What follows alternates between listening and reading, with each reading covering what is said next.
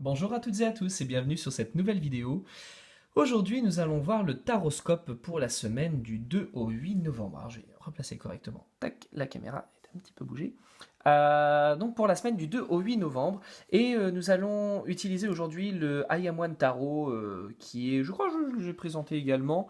C'est mon chouchou, mon bébé, c'est mon petit tarot. Ça a été le premier avec lequel j'ai fait des consultations payantes professionnelles. Le premier jeu avec lequel j'avais fait des consultations, c'était les cartes de Clos qu'on a utilisées dans un précédent taroscope. Et là, celui-ci, c'est avec lui que j'ai commencé en tant que professionnel, donc je suis très heureux de pouvoir l'utiliser aujourd'hui. Donc attaquons de suite avec les béliers. Les béliers qui sont dans l'énergie de la Vierge pour cette semaine du 2 au 8 novembre. Donc c'est une énergie de réalisation, c'est une énergie parfaite pour vous les amis béliers. Ça fait un moment que vous êtes vernis, hein. Là c'est le moment, on va dire, jouer au loto, ça peut être sympatoche. On est dans une énergie là de réalisation, de concrétisation. On est entouré, vous avez du monde autour de vous, vous avez les moyens qui vous sont apportés. Donc foncez, surtout n'ayez absolument pas de doute ou de crainte à vous lancer. Au contraire, l'énergie là est plutôt favorable justement à la réalisation, donc c'est plutôt pas mal. Faites fonctionner également les réseaux. Voyez en quoi le monde qui est autour de vous peut vous aider et peut essayer de mettre en place des machines. Si vous avez un projet, parlez-en à n'importe qui. Ça ne va pas forcément donner quelque chose, mais si ça donne quelque chose, ça sera toujours intéressant. Pour les taureaux, vous êtes dans l'énergie de la reine du serpent à deux têtes. Alors les cartes rouges, c'est la famille des serpents à deux têtes. Là, on était dans les arcades majeures, hein, en noir. Et dans les rouges, on est dans l'énergie du serpent à deux têtes. Et là, ici, on est dans l'énergie de la reine qui gouverne la psyché. Ce qui veut dire qu'au cours de cette semaine, amis taureaux, vous serez à l'image de personnes sérieuses, stables, sur lesquelles on peut se poser, se reposer, à qui on peut demander des conseils, qui seront présentes quand les autres auront besoin de vous.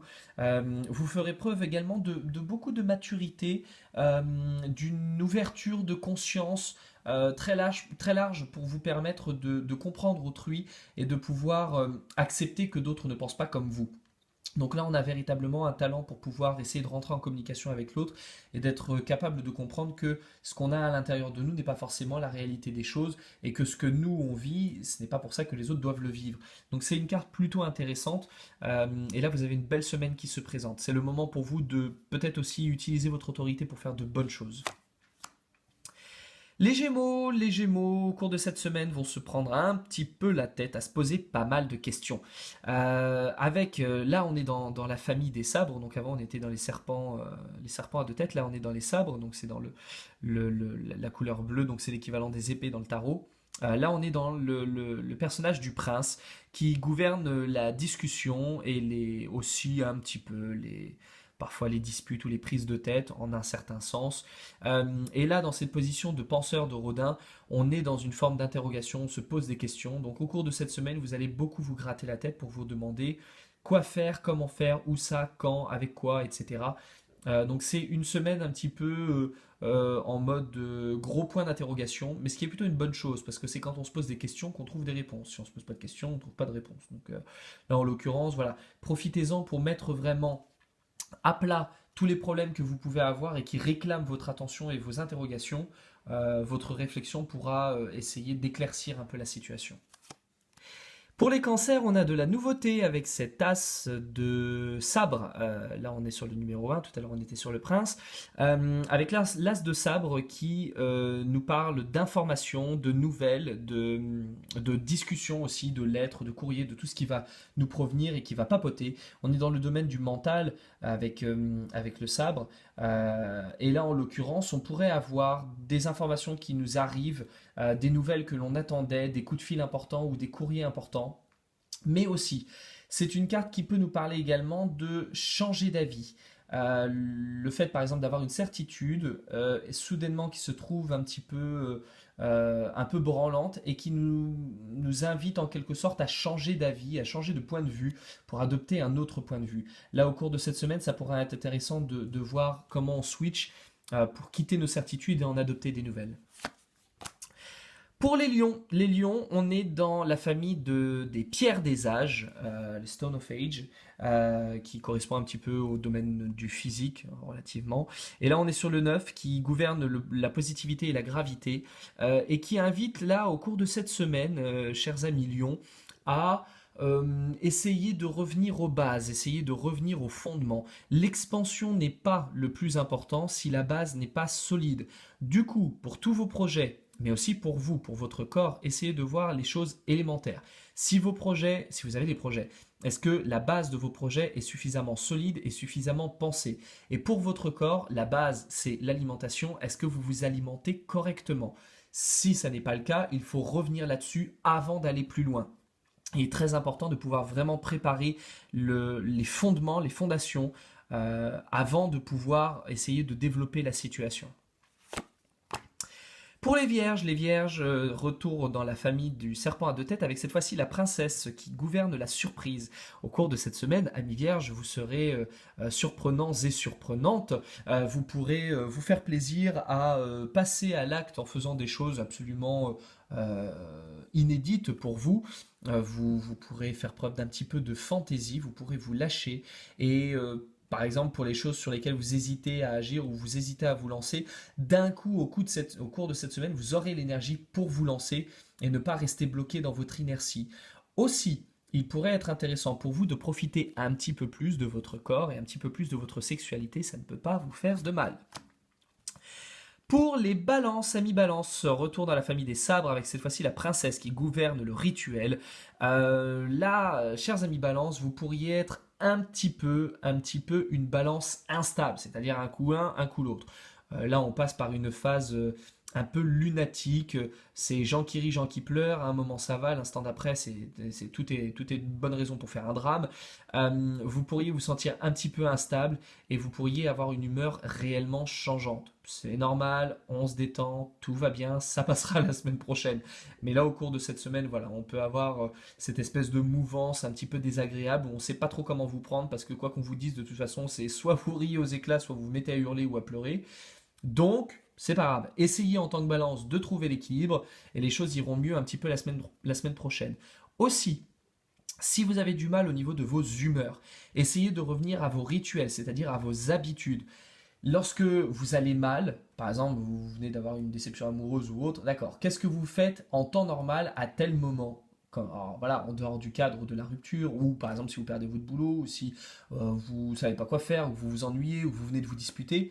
Ok, à tel jour, à tel moment, d'habitude vous faites quoi? Bon bah à ce moment-là, vous le faites.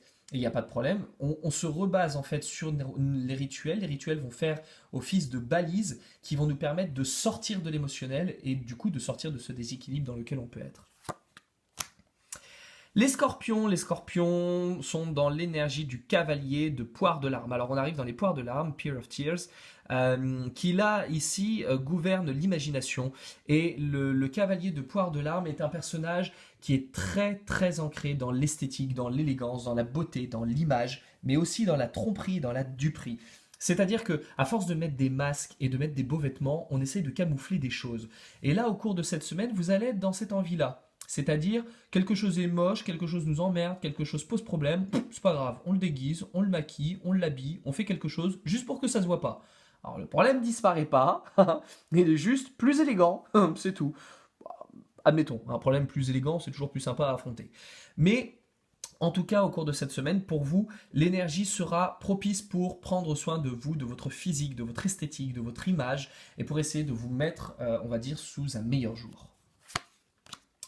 Pour les Sagittaires, oh alors les Sagittaires sont dans l'énergie du prince du serpent à deux têtes et le prince gouverne l'expression. Ça sent le coup de gueule à plein nez, très clairement. Je pense que là, ça va être le moment pour vous. Si vous avez des choses à dire, si vous avez des éléments à sortir, des vérités à cracher, le prince, lui, est du genre à de toute façon, je me fous pas mal du résultat. Ce que j'ai à dire, je vais le dire. Et là, en l'occurrence, alors. Si vous êtes par exemple dans un domaine de théâtre, un domaine artistique, c'est parfait, c'est très bien parce que c'est plutôt favorable justement au domaine artistique. Par contre, voilà, faites attention aux coups de gueule qui pourraient soudainement jaillir et qui n'étaient absolument pas prévus. Et au contraire, si au contraire vous avez tendance à accumuler beaucoup, profitez-en justement pour dire vos 4 vérités et pour sortir ce que vous avez sur le cœur. Ensuite, Capricorne. Capricorne avec l'avatar, The Changer. Alors, le Changer, c'est le maître de la communication. Le maître de la communication, en quelque sorte, est très proche d'une carte que nous avons vue tout à l'heure et qui est raccord avec moi, les cancers, puisque les deux sont de numéro 1, et en l'occurrence, les deux fonctionnent ensemble. Les deux sont dans un domaine de communication, de discussion, de nouvelles. Et là, en l'occurrence, le changer, c'est le changeur, c'est le changeant, le changeur, mais c'est l'avatar, va nous parler justement de discuter, de communiquer. Là, on n'est plus uniquement dans la réception de nouvelles, comme on était dans le cas, par exemple, de l'as de sabre. Là, on est dans l'idée de nous-mêmes parler, de communiquer, de dire les choses, d'aller papoter.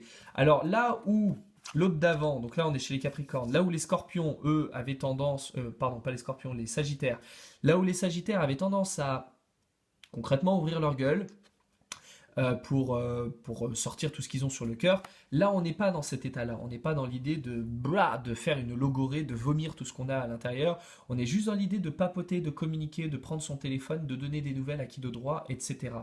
Ça peut être également intéressant de commencer à mettre des choses en place, hein, des premiers processus en place. Si vous avez des projets, des choses en tête, ça peut être le moment de les démarrer, ça peut être intéressant.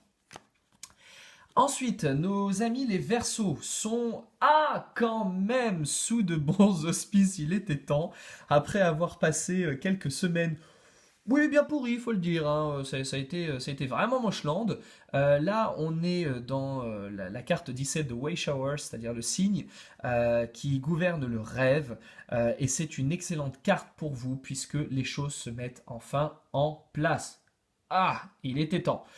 La carte de Weishower, c'est la carte qui nous dit prête attention à toutes les synchronicités, à toutes les choses qui se passent autour, parce que au cours de cette semaine, tu vas être guidé, tu vas être mené, tu vas être dirigé, tu vas être protégé.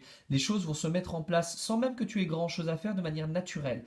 Et là, pour les personnes, si certains d'entre vous sont Verseaux et en plus de ça, croient aux anges, aux guides, à Dieu, à l'univers, à n'importe quelle croyance, peu importe que quelque chose au-dessus de nous existe, ça va être le moment pour vous de vous y fier. Ça peut être le moment également pour vous de jouer avec la loi d'attraction et de faire des demandes et après de laisser l'univers faire parce que beaucoup de trucs peuvent se mettre en place de manière très intéressante et très rapidement. C'est un très bon signe, parfait également pour les artistes. Enfin, la dernière pour les poissons avec la 6 de Pierre des Âges qui gouverne le succès. Superbe carte et une excellente semaine pour les poissons qui vont pouvoir jouir d'une énergie extrêmement favorable tant matériellement que physiquement. De l'énergie pour affiner nos formes en faisant un petit peu de sport, mais également une énergie propice à la matière et à l'argent, au succès, à la réussite et à l'accumulation des biens. Faites attention à ne pas mettre tous vos œufs dans le même panier. Essayez de dispatcher un petit peu vos biens à droite à gauche. Ne laissez pas tout dans un coffre-fort. On ne sait jamais, ça peut être risqué. Mais en tout cas, voilà, de très très belles récoltes et une bonne semaine qui, a priori, devrait plutôt ne pas être négligeable. Et puis surtout, c'est toujours sympathique, donc profitez-en. Voilà pour le taroscope de cette semaine. Je vous retrouve la semaine prochaine pour le prochain taroscope. Et en attendant, d'ici là, comme d'habitude, prenez soin de vous.